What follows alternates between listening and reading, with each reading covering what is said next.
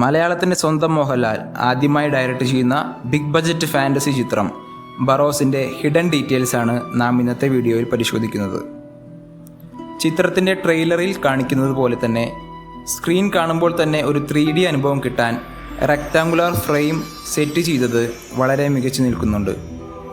മലയാളം ഇതേവരെ കാണാത്ത ക്യാമറ ക്വാളിറ്റിയും ട്രെയിലറിൽ ദൃശ്യമാണ്. പോർച്ചുഗീസുകാരനായ ഗാമയുടെ കേരളത്തിലേക്കുള്ള വരവും ആ കാലഘട്ടവുമാണ് സിനിമയിൽ കാണിച്ചിരിക്കുന്ന ഒരു കാലഘട്ടം.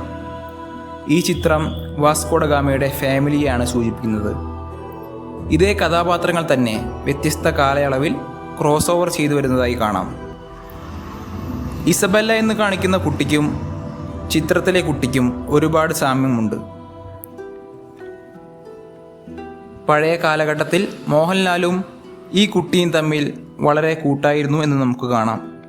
ആ കാലത്ത് ഗാമ കണ്ടുപിടിച്ച നിധി ശേഖരം സൂക്ഷിക്കുന്നതിനായി ആഫ്രിക്കൻ മന്ത്രവാദ രീതിയായ വൂഡു ചെയ്ത് ഗാമ വിശ്വസ്തനായ ബറോസിനെ നിധി സംരക്ഷിക്കുന്നതിനായി നിർത്തുന്നു. ട്രെയിലറിൽ കാണിക്കുന്ന രംഗങ്ങളിൽ മോഹൻലാൽ ഭൂതമായതിനാലാണ് മിററിൽ അദ്ദേഹത്തിൻ്റെ റിഫ്ലക്ഷൻ കാണാത്തത്. ട്രെയിലറിലെ രംഗങ്ങളിൽ വികൃതിയായ ഇസബെല്ലയെ കാണിക്കുന്നു.